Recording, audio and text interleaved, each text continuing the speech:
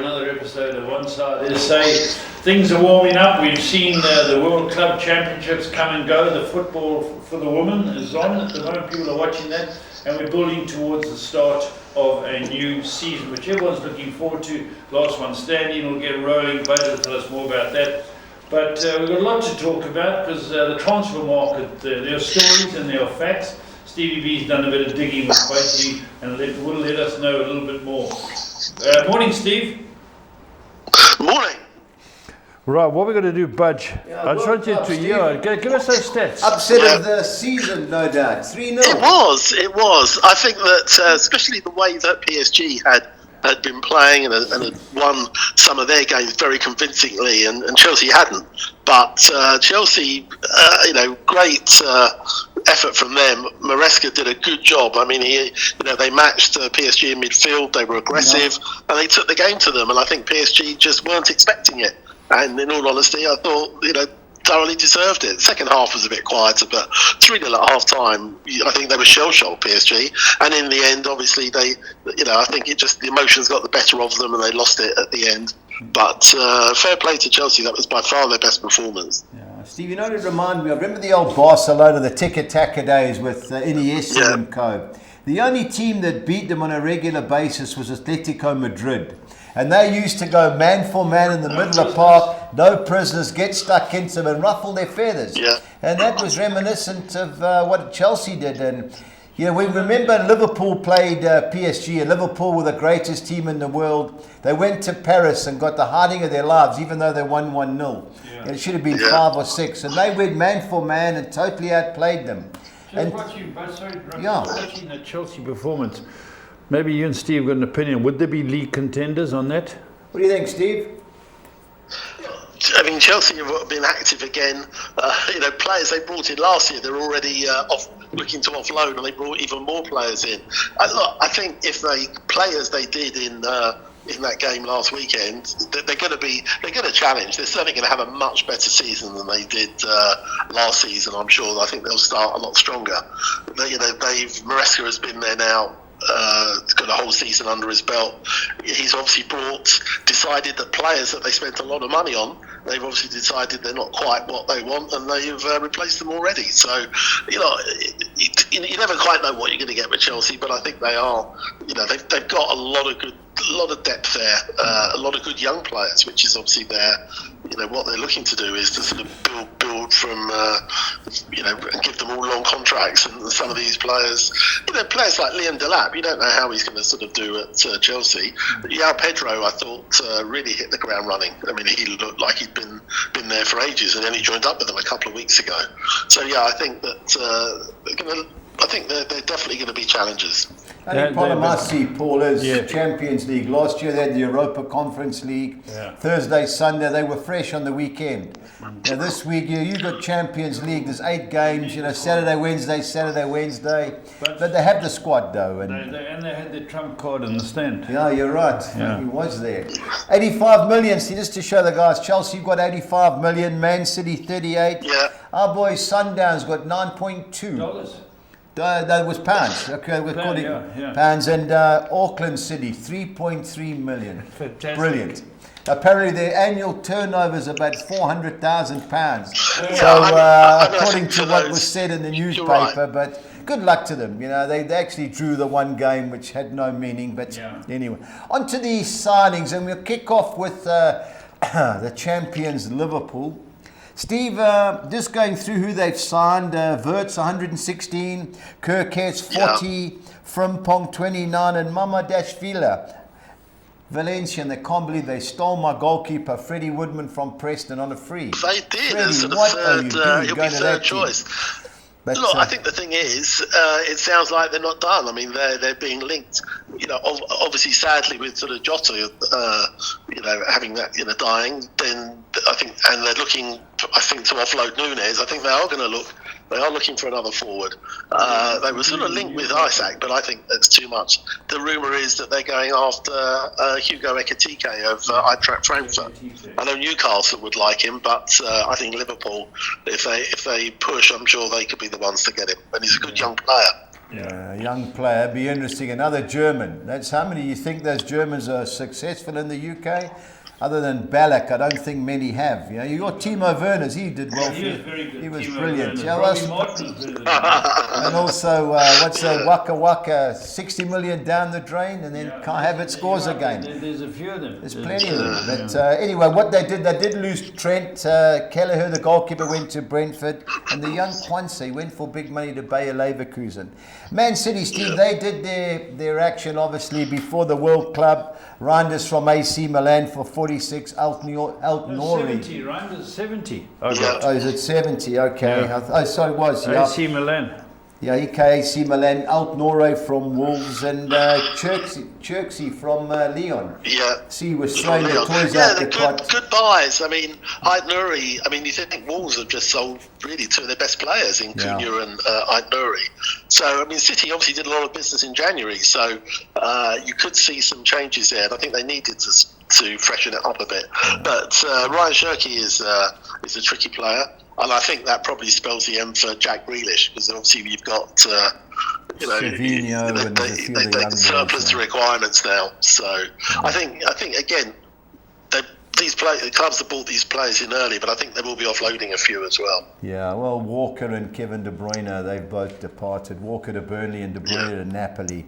Arsenal, Steve, I like Zubamendi. I think he's a quality player. Remember, he was a guy that came on in the night. Was it the Euros, wasn't it, for the Man City midfield player Rodri, and he changed the game. I think that's a good signing for Arsenal.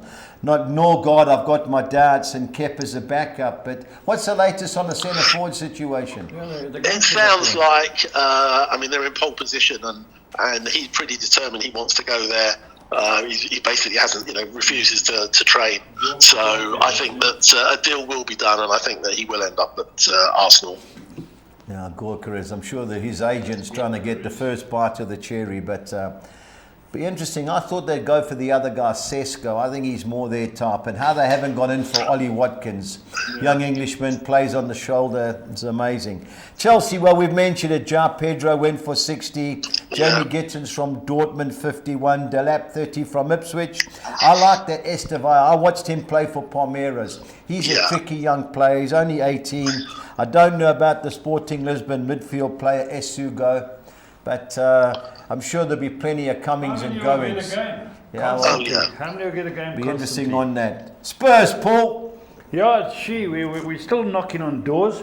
Kudus, I think, is a good buy. Yeah. We're going to Matthijs Tel is the same as Lawrence Werner's. Rubbish. I bought him. They see more than me. Danzo is one of 8 centre halves. Yeah.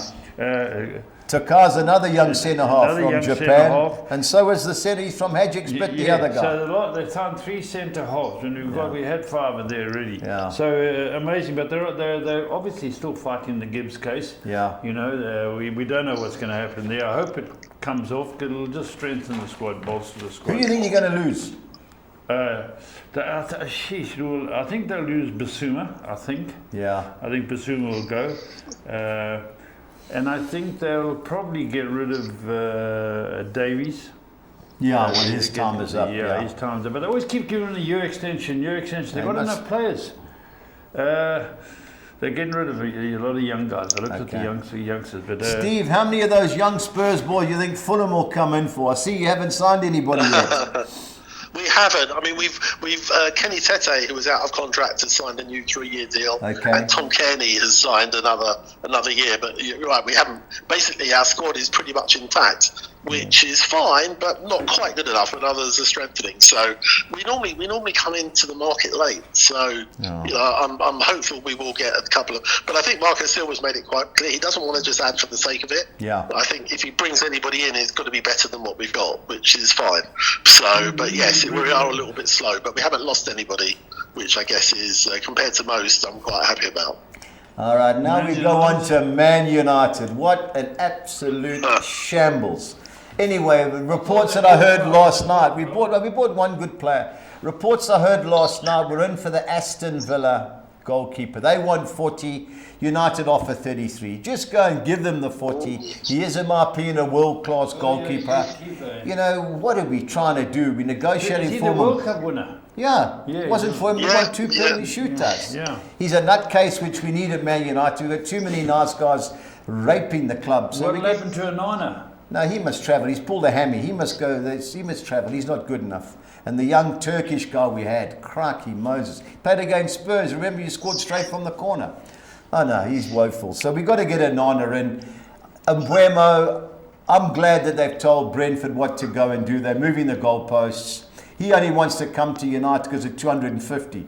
Yeah. Spurs, I think, offered 150, so he's aged more than likely. But if we can get the goalkeeper and another striker, I'll be quite happy. You know, we've got 1 million midfield players and defenders. You're not selling. Well, we're trying to, there's a deal reportedly going through for Sancho, but it's his wage salary. You know, Anthony, who knows? But Rashford. No, Juventus have got a No, it's Barcelona. It's morning's news. Because Steve, what is the latest with Rashford?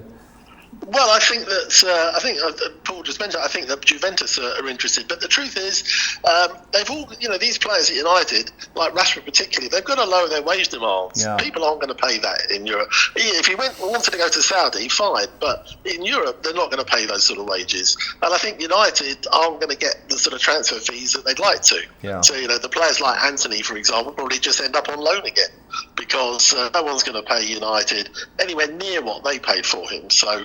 But if they're not going to keep them, they might as well get them off the books, get some money in. It all helps for the sort of FFP. So and do it. I mean, as you say, you can't see the Anthonys or Rashfords wearing a red shirt again. Yeah, Sancho too. But Steve, the only thing United have got in their favour till the end, was it end of August, the transfer fee? Yeah. Is the World Cup year.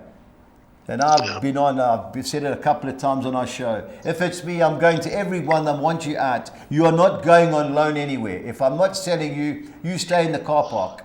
So that's your World Cup dream. I know it's going to cost United. World Cup's next year. Ashley Rushton was talking to me. He said he went on the site to see it's in America or something. The prices. Yeah, well, they are budge. It's like 20 grand a ticket. Yeah, well, they got no chance. Yeah, it's madness. I was at the last one in '94. Wasn't bad, but the heat. It's a joke they've got it there. But Infantino pleasing everybody. But Man United, guys, the less said the better. It's a joke, and I hate to say it. It's my team. Other team has been slowly negotiating is Newcastle. Alanga, I was surprised they paid 55 million for him. Yeah, 64. Oh, sorry, 64. Apologies. Can you keep up, please? Sorry.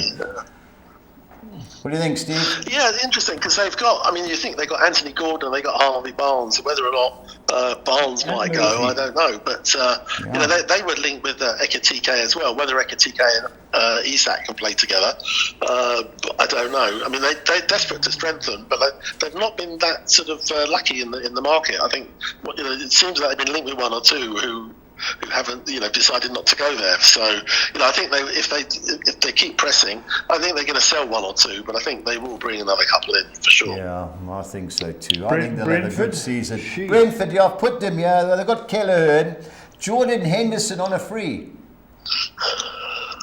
Yeah, I think they've lost Norgard, who's obviously experienced, so they've obviously sort of replacing with with another experienced midfield player. They are historically they've been a bit of a selling club. I think they're prepared to listen to offers of both Mbuemo and Wissa, who basically scored the lion's share of their goals. So I'm sure that some of their fans would not be impressed if either or both went. But they are active in the market. They brought in one or two players that were probably unknown to most of us, but they are normally quite active and they recruit well. There isn't. If you look at some of their big stars, Mbuemo and Wissa, and then you got the sort of Ollie Watkins and Ivan Toney. They brought them from sort of lower leagues or overseas and converted them into top players. So, but I think if you're a Brentford fan, watching sort of Mbuemo and Wissa scoring sort of 40 goals between them pretty much, and if either or both go, then I think that's going to certainly hurt them. Yeah. I was just watching Sky News. They're talking about Henderson. They put his career successes up. Phew, he's got a good CV. Ferguson wouldn't sign him because he didn't run properly. Put him on the map. Who? Roy Keane. Did he? I promise you, Sunderland, his CV is excellent. Yeah, he's won leagues, he's a soldier, Paul. Champions League, Premier League, World. I looked, wow, he's got a good record. He has a full go. There's a full go, no doubt about it. Okay, those are the signings. Those are the signings. There will be a few more coming up in the weeks ahead, and we'll keep you. Oh, of course. Cover that. Anyway, on to the MLS. There were games last night. One game finished at 7 o'clock South African time this morning. So, the nightmare. So the odds will obviously change the next day or two. But the first came up, Steve. Atlanta against Charlotte. Who you on? Yeah, I mean, look, Atlanta, they drew last night. They got a few goals, but they haven't won in about 7. Charlotte have come back. They had a poor run, but they've won a couple. So for me, I would have thought Charlotte maybe might just have the edge. So, maybe a draw or Charlotte for me. Yeah, just an away form that's dodgy, Charlotte. And Atlanta play on that carpet or that artificial pitch. That's why the home form isn't the worst. But of the two sides, definitely Charlotte. Steve, I've got a funny feeling Montreal are going to pull the upset off against Chicago. Can you see it? Well, no, I mean, Montreal is still rock bottom. Chicago concede a lot of goals. Obviously, Benteke is not. He didn't play. I haven't seen his name on the team sheet for a while. They've only won one in 6 or 7. So, and obviously they had that big win that I think flattered them at DC. Maybe Montreal could get a result, but as I say, they haven't won in a few themselves. So. I think there will be goals though. They both concede a lot of goals. Yeah, well, I took Montreal to score over 1.5 goals, just over even money. That's my suggestion there. Columbus got thrashed last night at Nashville, one of the fancy teams against DC United. Surely they've got a rebound here, Steve.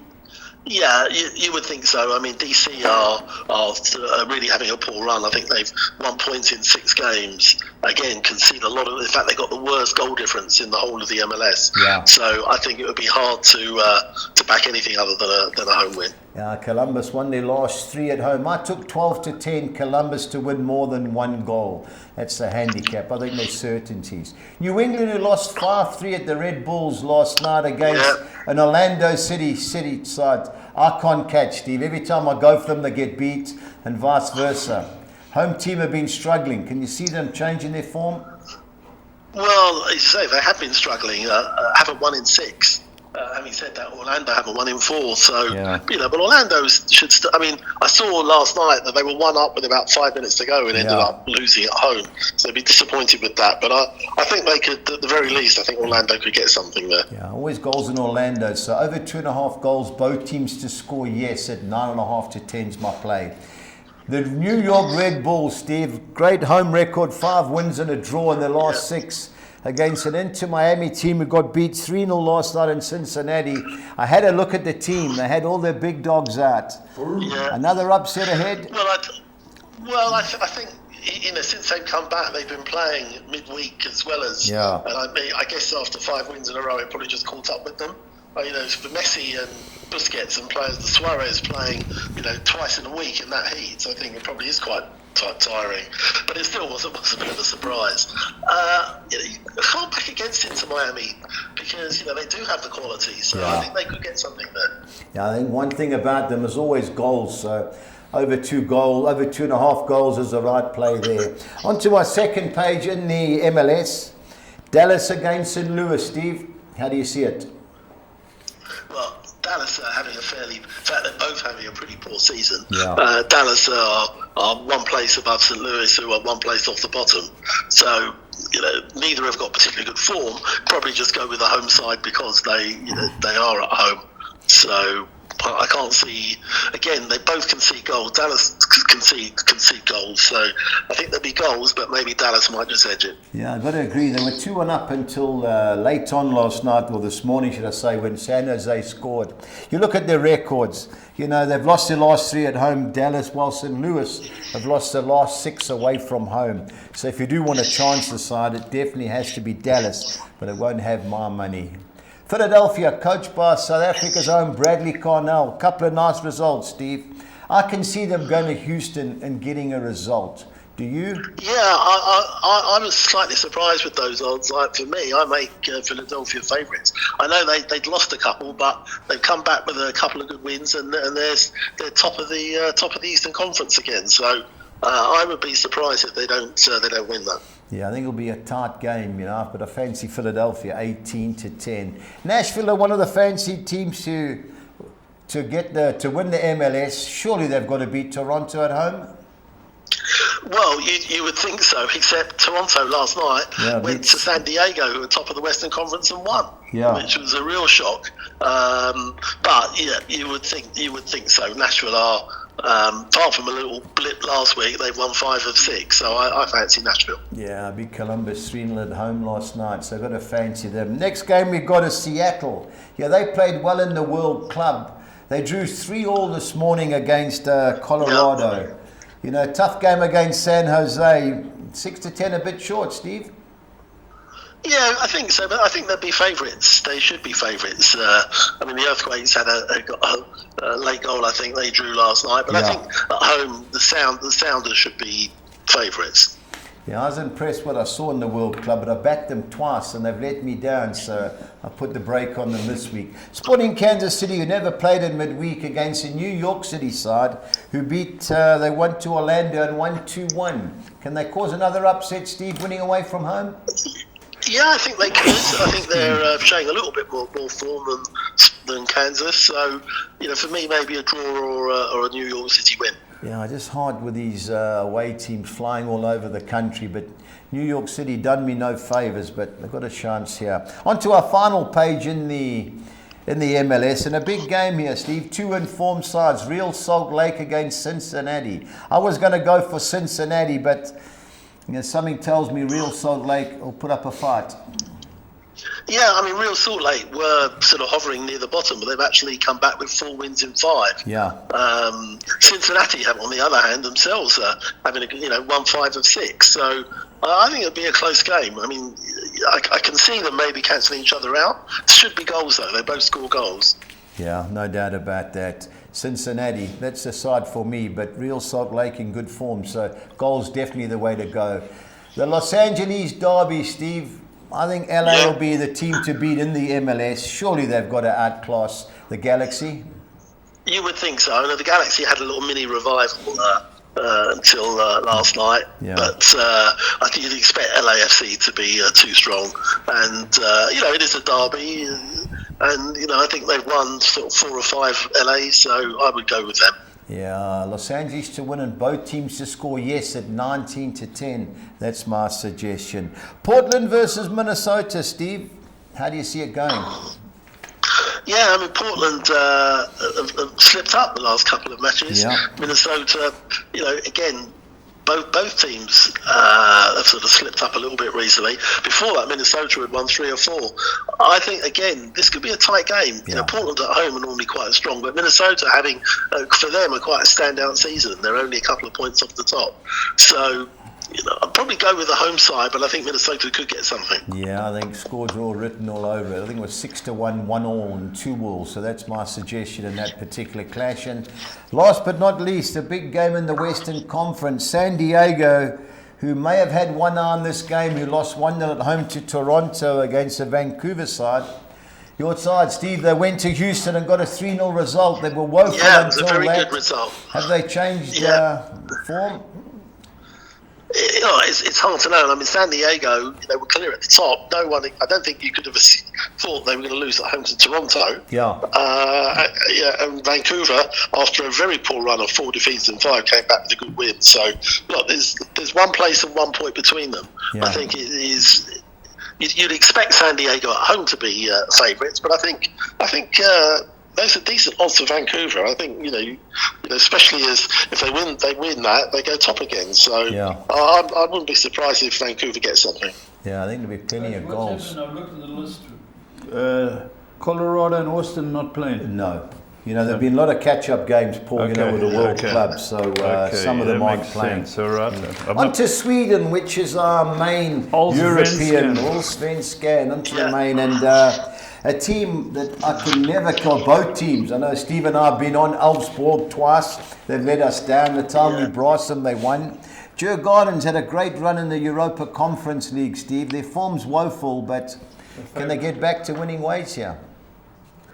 They could do, but Elfsborg, as you say, I mean, they'd had a little mini dip until last week. But I can see Elfsborg getting something, though. I mean, they're in a decent position. And Djurgården, again, I think that European run certainly hasn't helped their league form, because they've been very hit and miss. They're not scoring goals. I think that's been their problem. Yeah. I think I saw they're scoring less than 1 goal a game. So I wouldn't be surprised if Elfsborg gets something. Yeah, Elfsborg better form away from home than at home.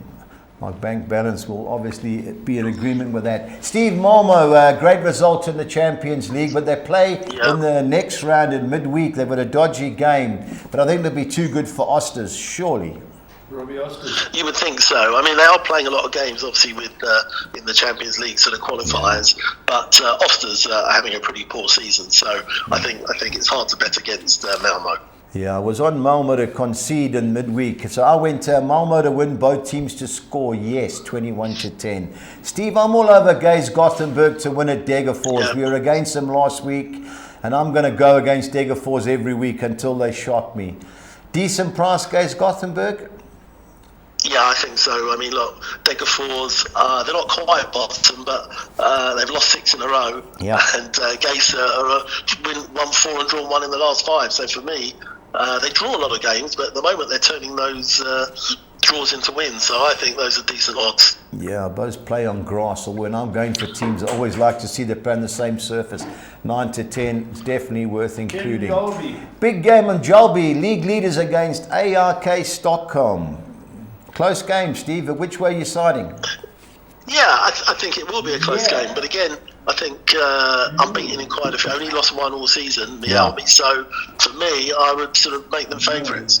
Yeah, just that this will be a close game. But 5 wins and 2 draws in the 7 home games this season definitely gives them Jalby a great shot. On to our final page in the Swedish Allsvenskan. IFK Gothenburg, Steve. Big price against a struggling Sirius. Yeah, I mean, look, they should be favourites. Sirius are not having a good run. I think they've won 1 in 6, lost 4. So I can see why IFK would be favourites for that. Yeah, I took 9-10, over 2.5 goals, both teams to score. Yes, Sirius do score goals, concede as well. So I'm siding on the goal market. Halmstad versus BK Häcken, Steve. Bit worried about this game. Halmstad have won their last 2 home games against decent sides. Häcken are one of the better sides in the league, but taking even money away from home. Won't have my money. Yeah, I mean, they've had a bit of an up and down season. I mean, Häcken has been challenging in the past, but they find themselves in a halfway. They've won the last couple, though. I think they would probably just start favourites. You know, maybe a draw or an away win there, but I think it'll be close. Yeah, I'm going to agree with you there. Hammarby versus Bromma-Pochkana. Both sides in good form. Bromma-Pochkana won their last 3. Can they cause an upset? Look, it's possible. Hammarby actually, after 4 wins in a row, lost last week. Yeah. So, and as you say, the biggest club side in the world with their 240 teams have won the last 3. They pulled themselves from very close to the bottom. But I think home form maybe might just be enough for Hammarby. Yeah, you got to expect them. And Monday night, Steve, I'm all in on Norrköping to upset IFK Värnamo. Can't believe Värnamo won their first game of the season last week, but away from home, they've taken 1 point from 7. Norrköping, they've played better teams. Their form is woeful. But if they can't beat IFK Värnamo at home, well, I'll be going back to the Order Bank on Tuesday, Steve. Norrköping, can you have them?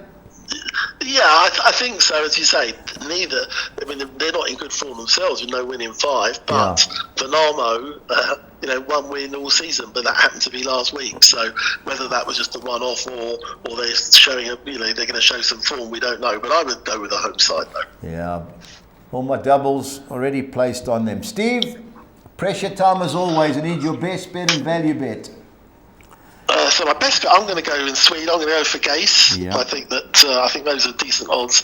And my value bet, I'm going to go for Philadelphia. I think that they're top of the log for a reason, and I fancy them to get a result. Yep, I'm on Norrköping and Philadelphia as well, Steve.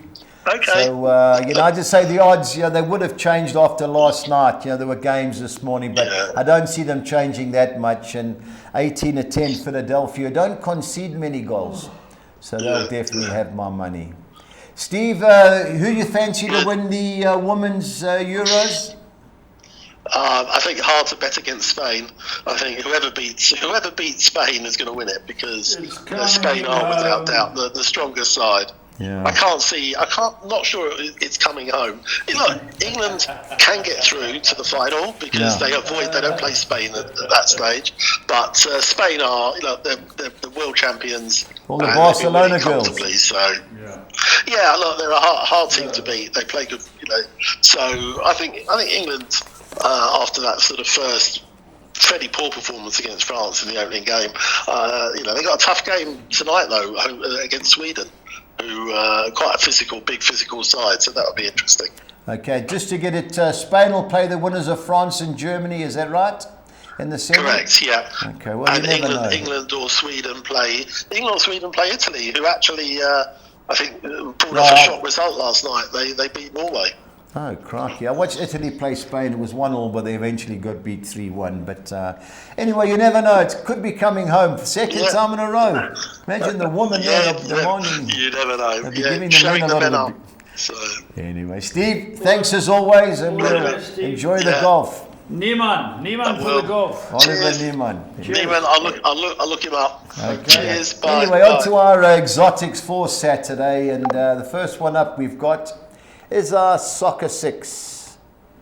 Okay. And it comes up. Yeah, I've gone Elfsborg win and draw in Djurgårdens, going for Albright win and draw against RK Oddefeld. Man United Leeds United is a friendly. We won't be in the stands, but it will be on the pitch. So I've thrown the draw in with Man United. I'm bankering Malmo to win in Osters, going for Ostersund's win and draw at home against Falkenbergs, and siding with the away side Orebro. Win and draw against Umia, 192.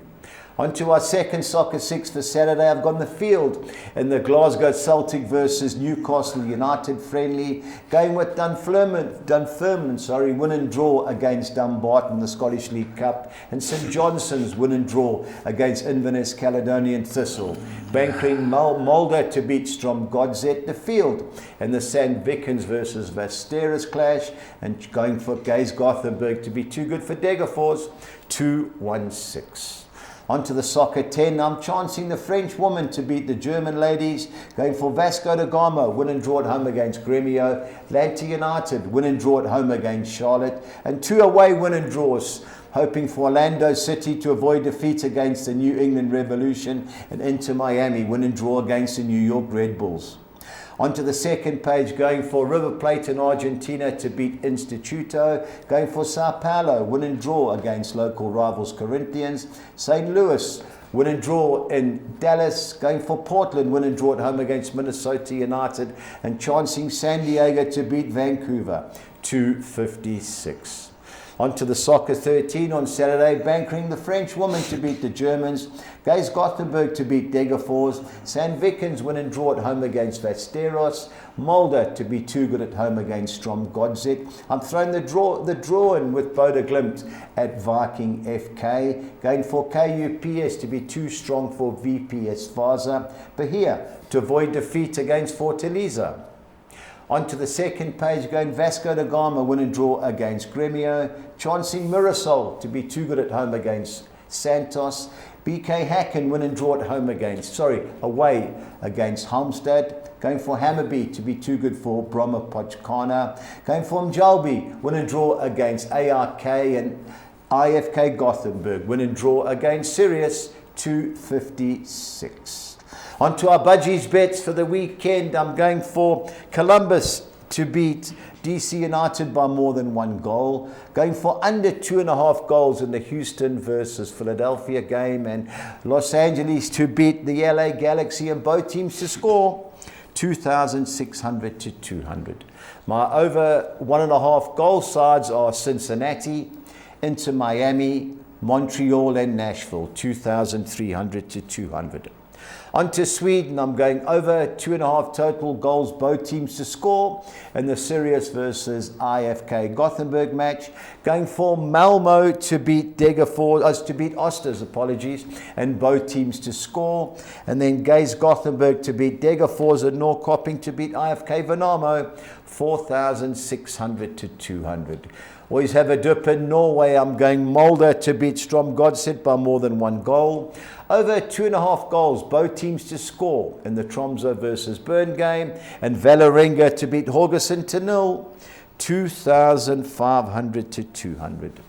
On to our final bet in our budgies bets. I'm going over 2.5 goals, both teams to score, yes, in the New England Orlando City, New York Red Bulls into Miami, Nashville versus Toronto, and Real Salt Lake versus Cincinnati fixtures.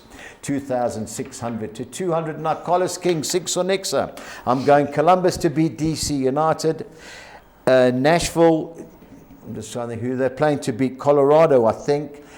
Seattle to beat San Jose, Molde to beat Strom Godset, Vålerenga to beat Haugesund, and IFK Vernamo, Norrköping to beat IFK Vernamo. That's the College 2,800, 200 yards, 6 on next. Well done, Budge, you've done your homework. I'm really waiting for the leagues to start. It's not far off now. Paul, it's just hard with the Sweden, Norway. You can follow them, and even the MLS. I watch all the highlights, but it's a 5-minute highlight. It's hard to watch all the games, and you know we really love our Premiership, and even Spain. Paul, I watch a lot of Spanish football, and the PSL. I think the MTN starts soon, MTN 8. So we've got something to look forward to, and don't forget we'll be going big, last one standing, with a trip to go watch a team of your choice overseas. Till next time, stay on side.